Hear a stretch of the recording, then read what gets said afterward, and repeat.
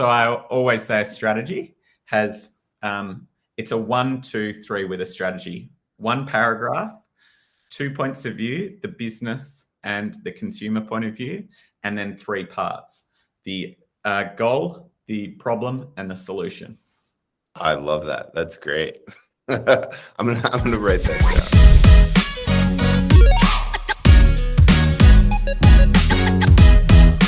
So my name's Julian Cole. I'm a strategy trainer at the Strategy Finishing School, which used to be called Planning Dirty Academy.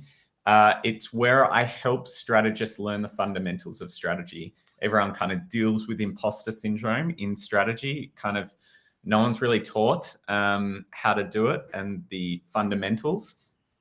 And that's what my course does, is it teaches you fundamentals, gives you the confidence to be great. It comes from my experience of being head of communications planning at 2 great agencies in BDO and BBH in New York, plus my time kind of consulting to leading brands like Facebook, Uber, Disney. So yeah, that's the spiel. Perfect. Awesome. What do you think the most frequent or most common mistake you see brands or strategists making? The most common mistake I would see in regards to strategy is that they don't focus on what I call the kind of consumer problem. And so with a lot of brands, you'll see them write kind of a strategy or a creative brief, and they'll go, people are not aware of our product. And that's not really, consumers don't care that they're aware of your product or not. That's not their problem. That's the business's problem. You need to understand what's the consumer problem and how are you helping to address that. I'd say that's the first one. I'd say the second big problem is strategy, people not having a clear understanding of what strategy is. You know, people write, if you can't write a strategy in a paragraph, you don't have one. You don't need 67 slide decks to create a strategy. It should be clear and be able to kind of distill it down to one paragraph. That's great. And that actually prompts a question that I was going to ask a little later, but like, I feel like people frequently sort of mix up strategy and tactics, and you can rephrase it to something else if you'd like, but I feel like that's sort of like a common mistake. Do you want to address sort of like what you see as the big differences there? Yeah, so I think everyone has these problems. We throw around these terms all the time. So the way that I define a strategy is a 1, 2, 3. So it's one strategy contains 2 points of view. So the business point of view and the consumer point of view. Then it has 3 elements to it. It's got the goal, the problem, and the solution. And so that is what encapsulates a strategy. And so in that, a strategy is kind of your guiding light. It's showing you where to go. When we talk about tactics, a tactic is a way to get closer to the goal. So it's in line. So there'll be multiple tactics under one strategy.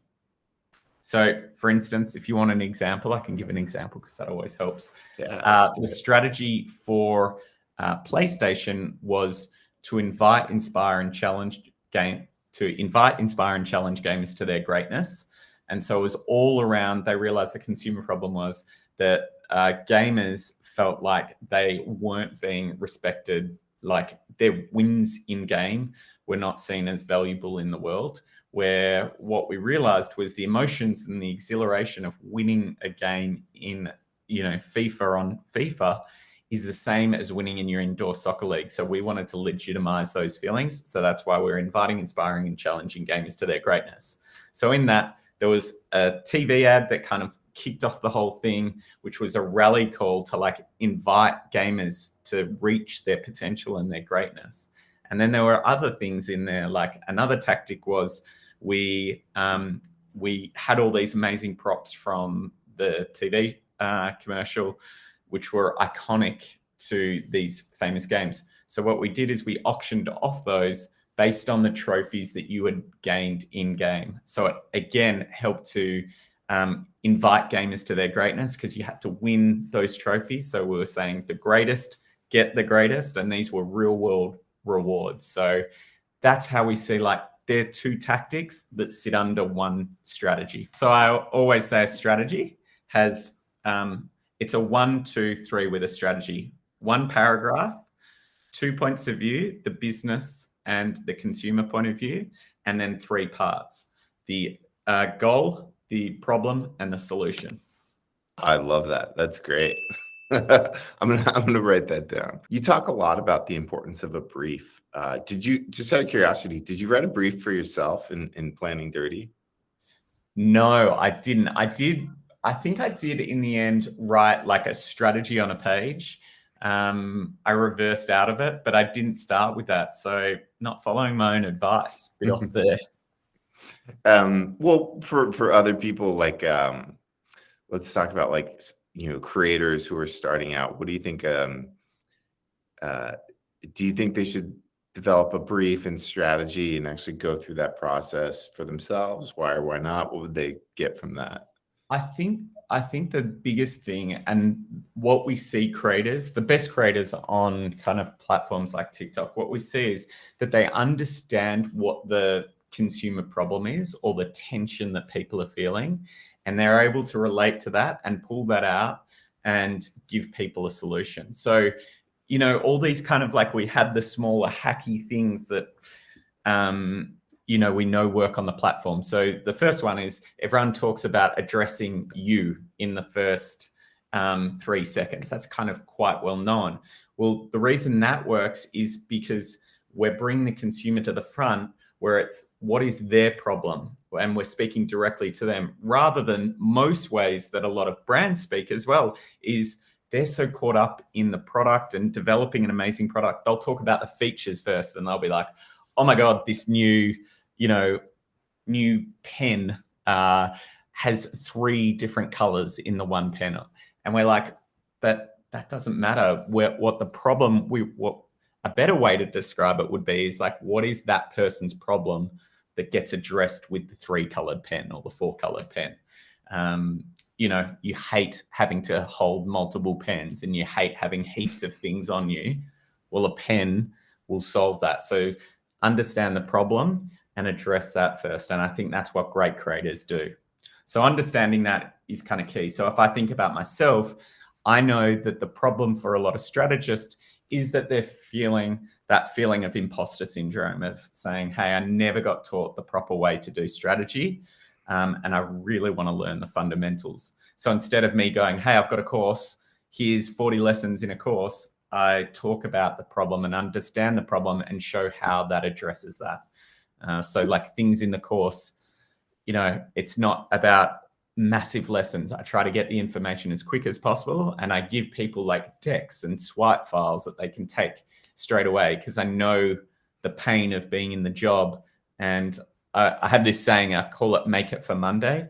So the whole course that I run, it's made for, if you get that random request from a client who's like, hey, you're running the consumer journey workshop on Monday, and you're like, I've never run one of those in my life. The course is meant to be, hey, I can watch a video. Julian will have either an expert or he'll do it himself, and he'll explain how to run that workshop, and he'll give me the files that I need to be able to run that. And so that's really that understanding, I guess, of the customer or the consumer, and understanding what they actually want and their problems are. This has me thinking I should go do that for myself. I feel like I'm always trying to figure out like what I think I need to get a little bit more clarity and identify the tension and kind of what problem I'm solving. Because I feel like It's I'm all over the interesting. place. Like, I think TikTok's an amazing platform because it allows us to experiment and to understand where the problem is, because what you think is the initial problem is actually sometimes not it. So one thing that I've learned is that there's a bigger group of people, and I think when I've kind of had my most successful stuff on TikTok, it's when I'm talking to a bigger problem and tension point. So for me, I realize there's a much bigger opportunity and a much bigger market in understanding office politics and dynamics around how do you present ideas within an organization? How do you get sign off from senior leadership? How do you deal with your boss? And when I talk about those broader subjects that are beyond just strategy, I notice that's what really resonates.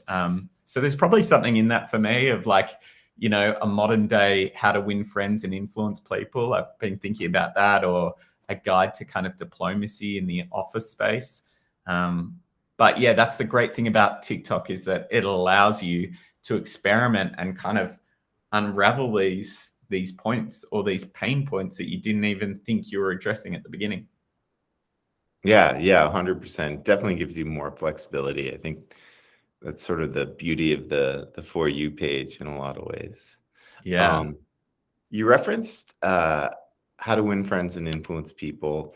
I'd be curious, what skills should people study, or books would you recommend people read as they explore getting into advertising?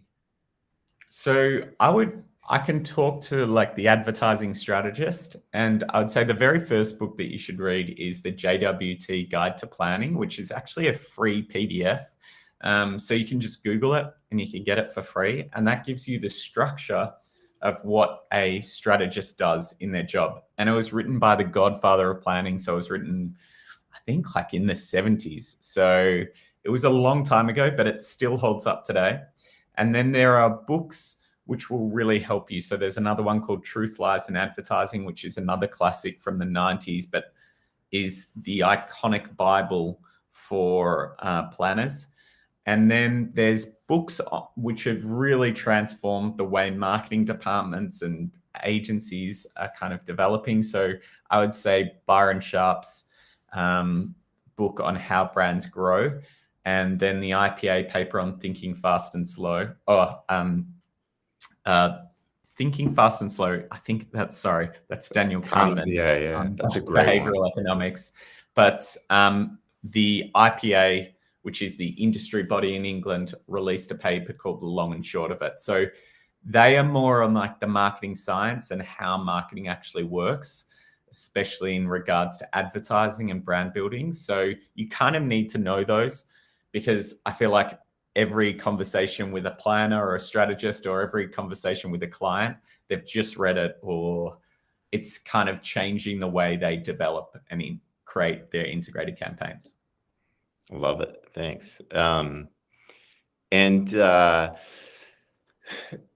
I'd be curious. So you've grown a newsletter. You've got an audience. What advice do you have for anyone else who's looking to grow a community? What do you think is like is there any sort of single lever that you've pulled that has been sort of like the 80-20 of it for you?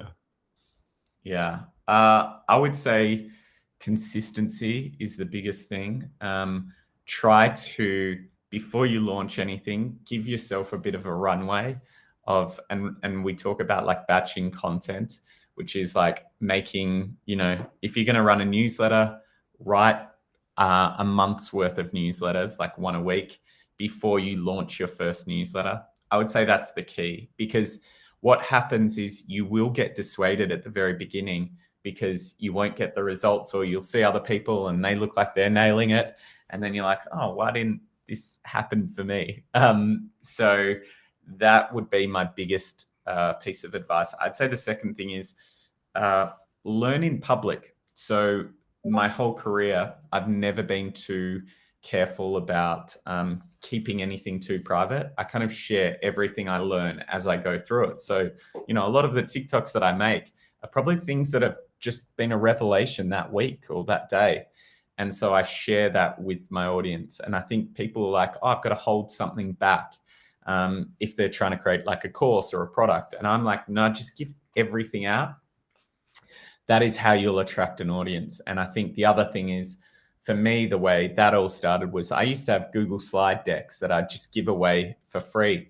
And that's the greatest thing. If you've got something that you found really useful in your job and you can share that with a bigger group, then that's going to be the best starting point. I would say that's kind of three pieces of advice. And then fourth, if I was to give a fourth one, would be don't try to be too smart. I think at the beginning, you want to feel like, especially when you're writing blogs and stuff, you're like, I want something really intellectual that people think I'm the smartest guy in the room.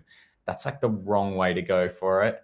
I've found that if you can just stop trying to be the smartest, but be the most helpful or the most useful. And what's the problem that everyone has, and how can you solve that for people? So it might be just like cleaning up a drive, or there's people who put trend reports together. So there's a group of planners who every year compile all trend reports and put it into one Google Drive. There's another, Sean Choi has a cultural calendar where he's got hundreds of cultural events every year, and he gives that away for free. Those things, they're not, you're not intellectually, sparking some new thought in strategy, but you're saving people hours of time, and they remember that and find that quite helpful. That's awesome. I think that's great. Very practical advice, and it's so easy to overcomplicate things. So easy. And you're right. The other thing is just remember, no one has any time. And I think that again is what TikTok's great for. People have got 5 seconds, 30 seconds. So don't write essays. Try to distill it down. And that's the role of a strategist, is to distill the information down. So when you're out there publishing, you're actually practicing your craft as well. Yeah, I love that one. I'd be curious to hear, what do you think most brands get wrong when it comes to building a community? So I would say when they're building a community, the thing they get wrong is thinking of it more as advertising. I think where community is strongest is actually on the back end. And when you think of customer service or retention of products, I think that's where it really plays a role. And so for me, I just signed up to a copywriting AI software as a service, so product. And it's a subscription service, and it's great. Now they've got a Facebook group and community there that's been phenomenal, of people sharing stuff. Now that's not advertising on the front end. And I think a lot of marketers see it as advertising. We'll build a big community and get all these new people in. It doesn't work like that. I think the way community works is on the back end of keeping people retained, buying the product again. And so, or on a subscription model. So I feel like that example of me, I wouldn't have signed up to a random Facebook group for a copywriting AI tool beforehand, and just joined it. But I do once I've got the product, and it plays a really important role. So don't think of it as advertising, think of it as almost customer attention. And I think if you can keep those lines clean, that's where we kind of get away from the problem. Just out of curiosity, which one did you use? I get those ads all the time, and I've never tried any of those services. Yes, Jasper Jasper? AI. Is it good? They've renamed themselves from Jarvis. Yeah, I love it. It's great. All right, I'm gonna have to try that out. The ads always make it look so easy, and I'm like, I should try one of those someday. It doesn't. So it is a tool rather than a replacement of copywriting. So it just helps you. It saves you from the dread of a blank page, I would say. So, but it's very helpful, and it shows you. Actually, the other good thing I'd say it does is it shows you how to write marketing copy. And so if you've never been trained in writing marketing copy, I've been a strategist, I never was a copywriter. This is an amazing tool to show you how to write marketing style copy, which is fantastic for me. That's probably the thing that I've learned the most from TikTok, and it's opened my eyes to how much more I need to learn. The art of writing copy and a hook, and being able to maintain a cadence and get somebody to follow you all the way to the end. It's you realize oh, it's like a formula, and it's there's certain fundamentals you sort of learn pretty quick, but then it's after that it's an art. It's yeah. What's been the number one thing that you've learned, in terms of TikTok? What are the 3 things that you feels like a secret that I know this, but it really works? Yeah, It's funny, like they all seem so obvious now, but it's sort of like, I mean, like you referenced one of them, like you. I think anything sort of just like hyperbolic language, it's like it's not like check out this awesome, like, you know, check out this cool blank. It's like check out this amazing top secret, whatever, like Yeah. hyperbolic language. And then I think sort of like holding something back, like posing a question and then teasing like, and you're going to get the answer, like this payoff is coming and it's amazing, even if your take is very tame on it, riled up a little bit. Like actually my buddy Keen, who was the art director, he's got this down to a science. Like he almost all his TikToks now, so they're photography, and he goes up, he does a lot of street photography and stuff, but he like incorporates a lot of humor into it. He's a very Yeah. talented guy, but like he does a lot of those like, so I saw this guy and then we're gonna go do a shoot. And he almost always starts it with like, so I saw this Fortnite character, and it's like somebody in a Spider-Man outfit. And so then everybody's like, that's not Fortnite. Like, Yeah. You make a bit of a mistake, a yeah. logical. Yes. And Yeah. yeah, I feel like there's something about that, like getting the comments section going a little bit seems to be like a key piece. there's actually a law, Cunningham's law. The best way to get the right answer on the internet is not to ask a question, it's to post the wrong answer. Like, if you do that, Yeah. your engagement is through the roof because everybody wants to tell you how wrong Yeah. you are. And so Pylons. Yeah. he'll always like misspell things and stuff. It's pretty Yeah. funny. This has been awesome. I guess like one last sort of takeaway. I'd be curious, as an expert strategist, uh, uh, what advice do you have for me in my own TikToks? Your own TikToks. I feel like you've got the style down pat. I think this is my own advice to myself, is like constantly testing new ways, new things. It's really hard because I feel like you've got a pretty established brand style now too. Like that, when I see it come up in my feed, it's like you don't even have to be there. I know like the color backgrounds, the hues you use, and like the type of news and your voice. But I would have assumed, and it sounds like you're doing this now, just testing out new formats as they kind of come along and seeing what works. But I don't think I need to be giving you any advice because you are way bigger than me. You're 4 times bigger than me. So, or like whatever it is. So I feel like the little mini who could be learning off you. So what would be your advice actually back to me? What would you say I should do? Oh, that's a good question because I like your stuff a lot. One thing, knowing sort of like you were touching on, like a lot of the office politics side of things seems to be getting people intrigued. It's like sometimes it almost feels like there's maybe this is what is working really well, but I'd be sort of curious to see if like, you're often very removed from like an office setting. And like, I almost wonder what it would be like to like almost like bring it to life somehow and Yeah. like put almost for those people who are curious about that stuff.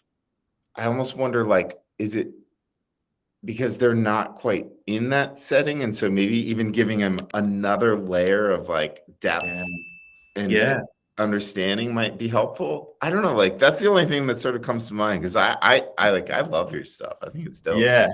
It's funny because it's like where I started was like walks on the beach, and I'm talking about like strategy. It was like they're so far away from each other. It was just like, because I don't work in an office anymore, I Yeah. work from home. It's like you're pretty much seeing my office, like my home office, but all my advice is on actually working in a corporate office, which is quite different. So maybe I do need to do like some shoots in corporate offices or something. Yeah, maybe. Although, it might be that disconnect that is like so appealing because, like, I think this juxtaposition is sometimes like interesting. But like, yeah, maybe it could, like,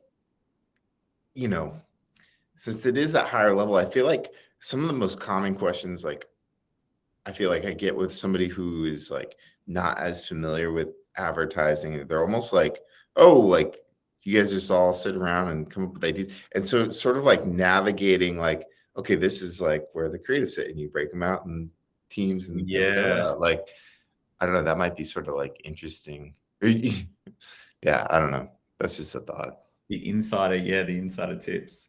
Yeah, it'll be interesting to see where it goes. Like, I feel pretty excited that I feel like the platform's growing so fast at the moment. So it's kind of like we're on very early, and have ridden through that really tough, awkward stage at the start of like feeling comfortable in front of camera. So it's like so exciting to be where we are now. Of getting it right. Actually, I've been like really focusing on YouTube this week as well, and like that's been like, oh, so much I could be doing better there. So I'm like, oh god, that's what I wanted to. I have so much stuff I want to tackle. Like, I want to do YouTube. I want to like get better with my newsletters. Like, I want to get better Twitter. It's like so much stuff. So much fucking stuff. I know, it's too much. It's too much. But yeah, it's and you just need the support around you. I'm so glad you've got like the video editor is like key. Then you just need to build from there.